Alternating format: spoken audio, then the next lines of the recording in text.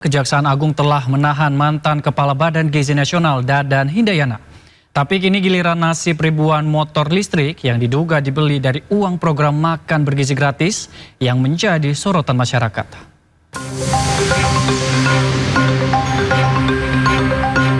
Ribuan unit motor listrik trail terbungkus rapi berjejer memenuhi halaman gudang di kawasan Bogorindo Cemerlang, Kabupaten Bogor, Jawa Barat. Ribuan motor listrik baru ini sudah terparkir sejak lama tanpa tujuan yang jelas.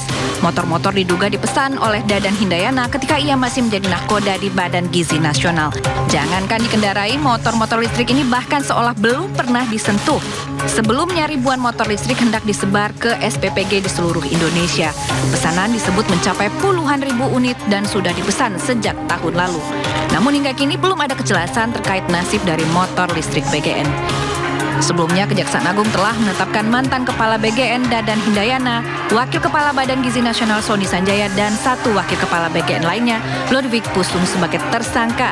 Ketiganya diduga melakukan intervensi dalam proses verifikasi portal Mitra BGN yang meloloskan yayasan-yayasan mereka meskipun tidak layak.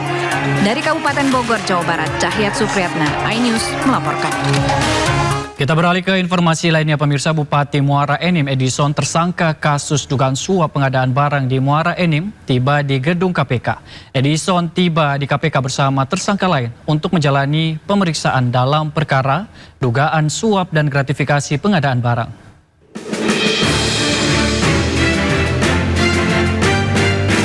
Bupati Muara Enim Edison bersama tersangka lain, Kohri Erin Hardi yang merupakan marketing PT Millennium Solusi Abadi, tiba di Gedung Merah Putih KPK pada Rabu pukul 10:30 malam untuk menjalani pemeriksaan oleh tim penyidik. Keduanya merupakan bagian dari 4 orang yang telah ditetapkan sebagai tersangka oleh Komisi Pemberantasan Korupsi dalam perkara dugaan suap dan gratifikasi pengadaan barang di lingkungan pemerintah Kabupaten Muara Enim, Sumatera Selatan. Penetapan tersangka dilakukan setelah Edison dan kawan-kawan terjadi dalam operasi tangkap tangan yang digelar KPK pada Senin lalu. Hingga saat ini pihak KPK masih belum memberikan keterangan resmi terkait pemeriksaan para tersangka. Dari Jakarta, Kia Dela Rosa, Rama Romadona, iNews melaporkan. Sejumlah wilayah di Bogor, Depok, dan Bekasi dilanda mati listrik selama 2 hari berturut-turut. Pemadaman tanpa pemberitahuan mengganggu aktivitas warga. Mati listrik melanda sejumlah wilayah di Depok, Bogor, dan Bekasi secara beruntun pada Selasa dan Rabu kemarin. Di Depok, pemadaman listrik berlangsung 2 hari berturut-turut selama 2 jam. Pemadaman listrik tanpa pemberitahuan mengganggu berbagai aktivitas masyarakat. Para siswa yang tengah menghadapi ujian harus belajar dengan penerangan lilin seadanya karena rumah mereka gelap gulita. Pemadaman listrik juga membuat para ibu kesulitan menyiapkan kebutuhan keluarga akibat peralatan elektronik yang tidak dapat digunakan.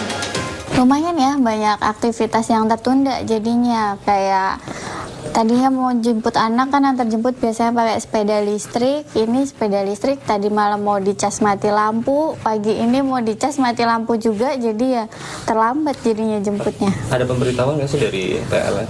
Enggak sih, enggak ada pemberitahuan sama sekali sih. Tidak hanya di Depok, pemadaman listrik juga terjadi di sejumlah wilayah di Bogor dan Bekasi dengan durasi rata-rata 2 jam dan di waktu siang maupun malam hari. PLN menyatakan pemadaman listrik yang terjadi di Depok, Bogor, dan Bekasi merupakan upaya penguatan sistem kelistrikan agar tidak terjadi blackout atau pemadaman total. Dari Depok, Jawa Barat, Yung Rizky, iNews melaporkan. Tarif Transjakarta, angkutan umum kesayangan warga Jakarta, bakal naik. Pemprov DKI sedang mengkaji skema tarif berdasarkan jarak, bukan lagi tarif flat Rp3.500. Siap-siap, Anda yang sehari-hari mengandalkan bus Transjakarta bakal merogoh kocek lebih dalam.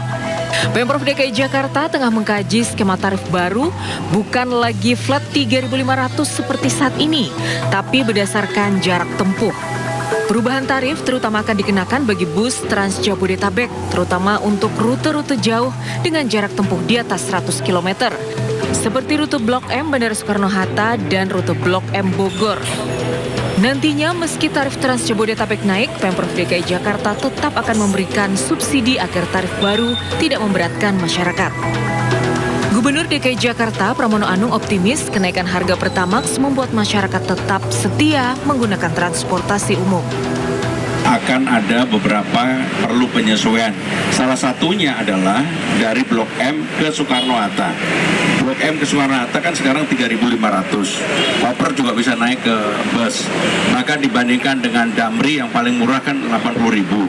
Taksi rata-rata 200.000. Kalau kemudian 3.500 untuk parkir di Soekarno-Hatta aja tidak cukup. Rencana perubahan tarif muncul di tengah tingginya beban subsidi yang ditanggung Pemprov DKI. Pada 2026, subsidi Trans Jabodetabek mencapai 401 miliar rupiah dengan rata-rata subsidi sebesar Rp12.250 per penumpang. Dari Jakarta, Rani Sanjaya, iNews melaporkan. Sementara itu pemirsa, aksi demo mahasiswa yang menolak kenaikan BBM non-subsidi di Cikini berakhir ricuh. Aksi yang menimbulkan kemacetan panjang ini akhirnya dibubarkan secara paksa.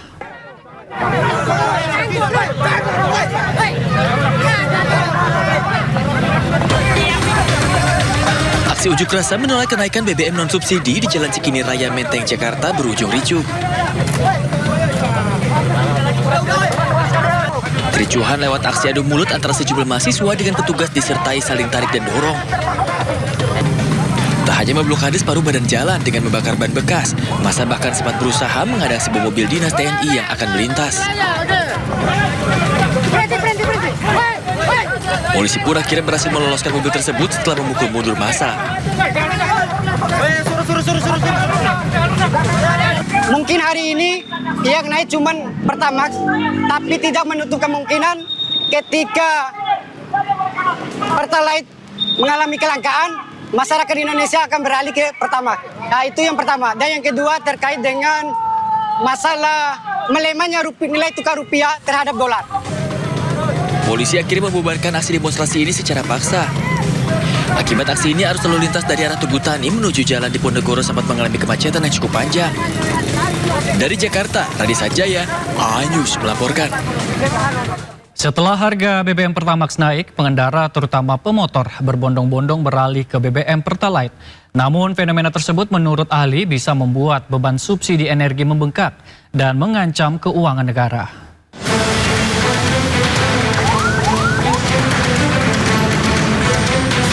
Pemerintah resmi menaikkan harga bahan bakar minyak non-subsidi Pertamax. Kenaikan harga ini langsung dirasakan masyarakat, terutama pengguna sepeda motor yang selama ini mengandalkan jenis bahan bakar tersebut. Di tengah kenaikan harga-harga, banyak pemotor yang akhirnya memutuskan beralih ke BBM subsidi Pertalite. Iya, jauh juga, Pak. Kan menyulitkan saya juga kalau naik BBM, ya kan harga kan juga pasti pada naik juga ke BBM. Bukan tak berdampak, peralihan masif pemotor dari Pertamax ke BBM Pertalite justru bisa membuat beban subsidi bahan bakar membengkak. Subsidi BBM kemungkinan besar bukan lagi 85%, tetapi bisa saja 90-90% akan berpindah ke Pertalite notabene roda 2, yaitu sepeda motor. Kenaikan harga BBM berlaku untuk jenis Pertamax RON 92 dan Pertamax Green RON 95. Di Jakarta, kenaikan harga Pertamax mencapai hampir Rp4.000 hingga kini dijual seharga Rp16.250 per liter. Sementara harga Pertamax Green dijual seharga Rp17.000 per liter. Dari Kementerian Keuangannya gimana Pak? Pak Bahlil, dampaknya ke inflasi gimana Pak? Jadi minim atau bagaimana Pak? Dampaknya limited karena kan bukan buatan umum. Itu nanti itu biar dijawab oleh SDM. Dengan munculnya fenomena ini, pemerintah diminta untuk memperketat pengawasan agar ketersediaan BBM Pertalite tidak langka di tengah masyarakat. Tim Liputan iNews melaporkan. Menteri Keuangan Purbaya Yudi Sadewa menilai kenaikan harga BBM non-subsidi Pertamax tidak akan memberikan dampak besar terhadap inflasi Indonesia. Pasalnya angkutan barang tidak menggunakan BBM Pertamax. Karena kan Pertamax nggak dipakai buat angkutan barang. Ini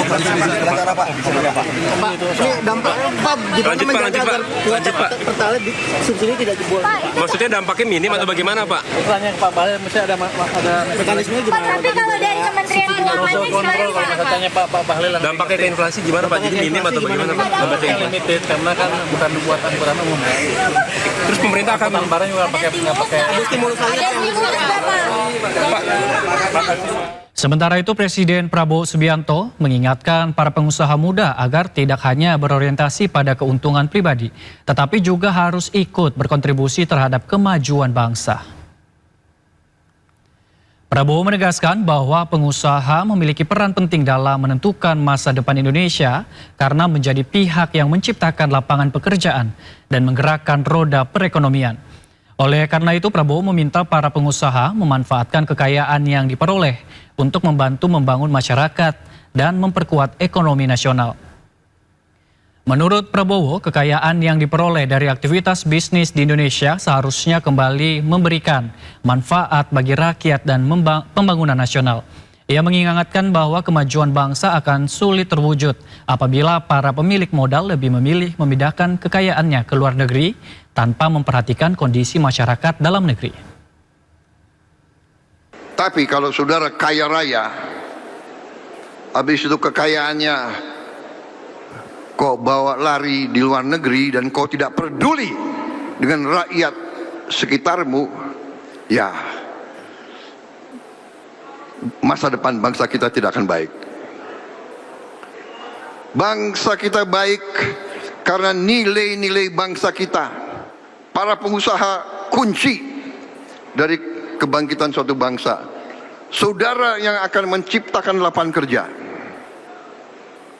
Karena itu pemerintah harus membuat keadaan yang baik untuk para pengusaha.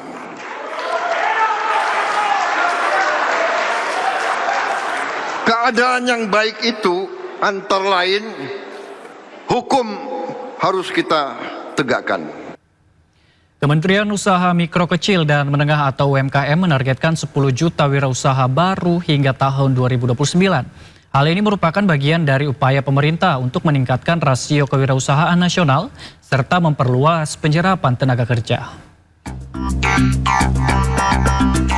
Menteri UMKM Maman Abdurrahman memastikan pihaknya bakal menambah 10 juta wirausaha baru hingga tahun 2029. Salah satunya melalui program Bursa Wirausaha Unggulan sebagai upaya untuk meningkatkan rasio kewirausahaan nasional, menciptakan wirausaha baru, serta memperluas penyerapan tenaga kerja.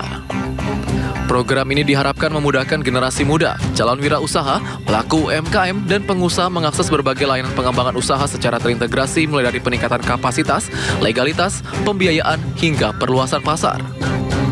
Program baru namanya Bursa Wirausaha, dan kita lakukan program ini di tengah momentum Hari Kewirausahaan Nasional. Apa maksud dari Bursa Wirausaha ini?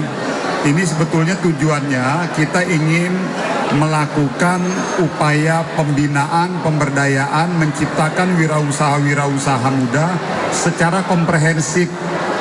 Artinya apa, dari perencanaan awal dari hulu sampai ke hilirnya kita support dalam satu program di Bursa Wirausaha ini. Tujuannya tentunya untuk menaikkan rasio kewirausahaan kita dan menciptakan wirausaha-wirausaha muda, wirausaha-wirausaha baru, dan juga yang kedua meningkatkan penyerapan tenaga kerja. Maman menjamin masyarakat yang mau berusaha akan mendapatkan pendampingan mulai dari pelatihan, penguatan kapasitas usaha, fasilitas legalitas dan sertifikasi, pelatihan manajemen keuangan, hingga akses pembiayaan dan pemasaran.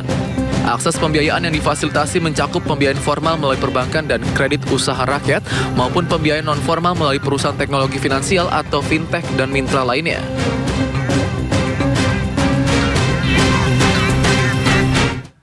Pemirsa, Ketua Kamar Dagang dan Industri atau Kadin Jawa Barat Almer Faik Rusyidi menegaskan musyawarah Kabupaten ke-8 Kadin Kabupaten Bekasi digelar tanpa adanya surat persetujuan sementara. Itu Kadin Jawa Barat menetapkan status caretaker. Musyawarah Kabupaten atau Muskap ke-8 Kadin Kabupaten Bekasi menjadi sorotan Ketua Kadin Jawa Barat Almer Faik Rusyidi. Dirinya menilai pelaksanaan Mukap ke-8 Kadin Kabupaten Bekasi tersebut disebut tidak mengantongi persetujuan resmi dari tingkat provinsi. Maka dari itu, Kadin Jawa Barat memutuskan langkah dengan menetapkan status caretaker atau ambil alih sementara kepengurusan Kadin Kabupaten Bekasi.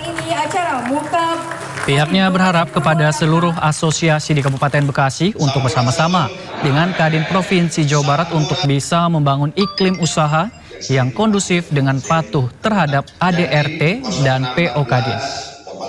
Himbauan buat teman-teman asosiasi dan ALB yang ada di Kabupaten Bekasi, ayo kita bersama-sama dengan Jawa Barat untuk bersama-sama membangun iklim usaha yang kondusif, iklim usaha investasi yang baik di Bekasi, dan tentunya taat dan patuh terhadap anggaran dasar dan PO organisasi Kadin.